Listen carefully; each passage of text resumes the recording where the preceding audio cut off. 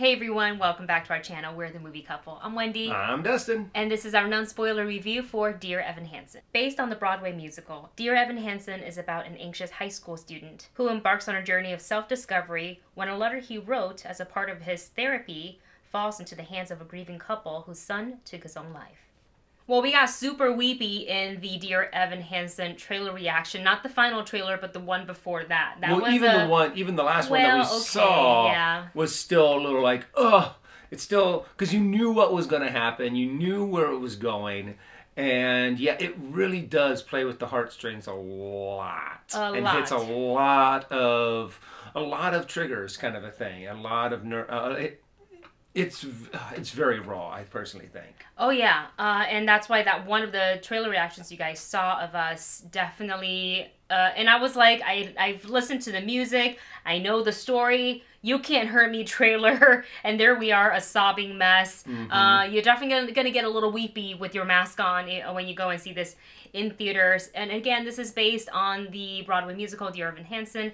In fact, Ben Platt in the starring role, reprising his role as Evan Hansen. But this is, stage to screen adaptation. And I actually thought that they, even though they had to change some things around for it to make a better way of telling the story in a movie platform, I thought they still did it really well. Obviously, I still feel like as great as a movie adaptation can be, nothing really beats the original source like the musical. Yeah, but I thought they did a really good job. I still thought they did a pretty good job adapting from some of the songs, how to make certain performance pieces less performance-y, but still gets the same message and the same vibe across. But this is definitely, I kind of actually want to ask Dustin about this because while I never saw the musical, got to see it on Broadway or when it was here in the Pantages, I did listen to the soundtrack. I know the story. For someone who went in to this without hearing any of the other songs from the musical, what was kind of your reception of the movie?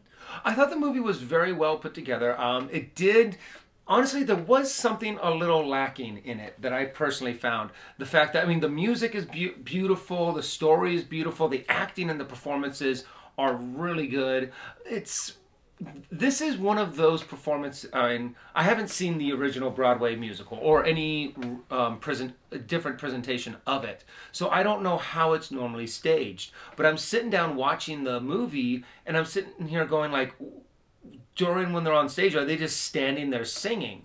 To where I can't really picture any of like the choreography or the staging, or how would you sing this kind of a song?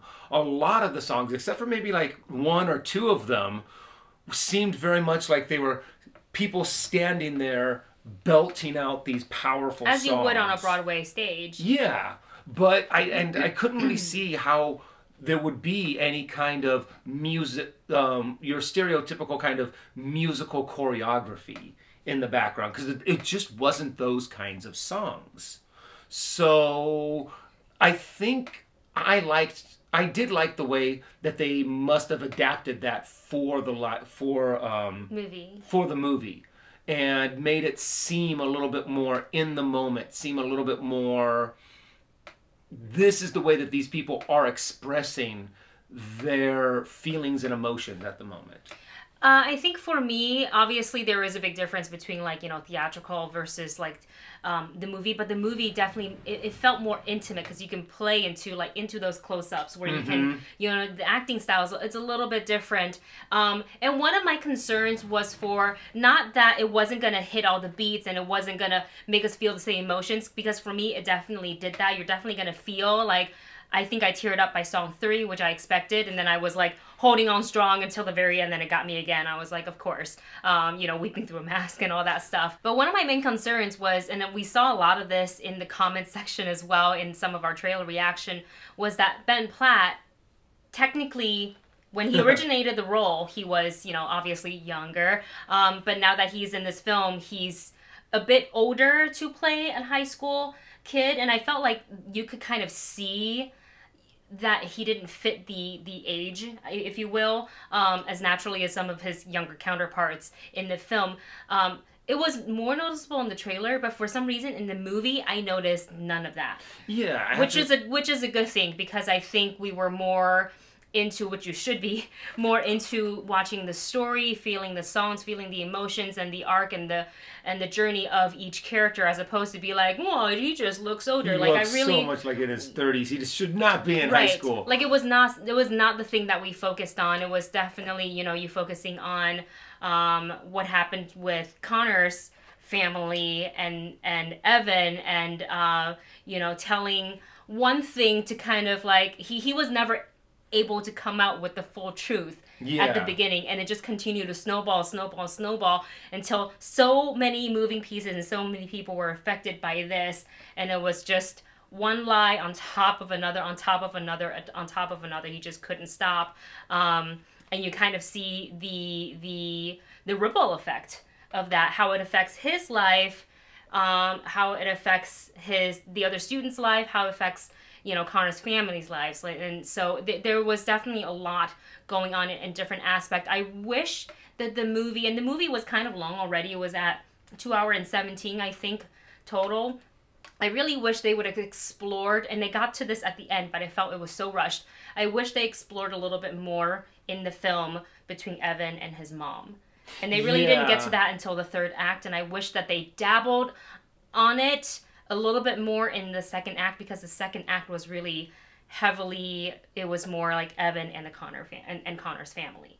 Yeah, and I do have to admit that the relationship between Evan and his mom did need, I mean, you got the idea, you got the point of the fact that they were, the fact that she was always working, that he was kind of having to be there for himself a lot of the times. But yeah, I would have liked to have seen a little bit more building, a little bit more.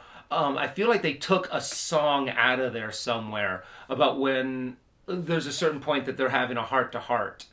And they do have a song, but I feel like they either cut that down a lot, or they took out another song. And sometimes that happens with musicals and stuff like that, where they have to change things around for the screen adaptation. Well, you also don't get an intermission in movies, so you can kind of get away with it. A snack. Yeah, you can kind of get away with that in big stage productions. But also, yeah, the whole thing with Evan Hansen looking a little bit older, fortunately, he also just kind of pulls off that awkward, super awkward kid incredibly well, that it doesn't take much of suspension of disbelief in order to just continue on thinking that he is this age of a character. And the fact that his nervous tics, the way he moves, the way he kind of shakes, and the way that he's bringing so much reality to this character, you kind of lose the fact that, yeah, he looks like he's in his mid-30s in high school. And watching Ben Platt going through the motions as Evan Hansen and going through all the anxieties gave me anxiety. Like, I definitely felt it.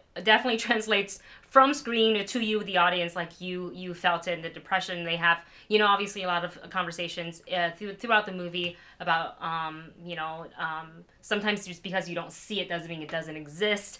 Kind of the through line throughout the film. Yeah, I think that was the song that actually got me. It was like from like Evan's like stage speech to the end of that song, and I was just like, oh, I didn't think this was gonna hurt me, but it hurts.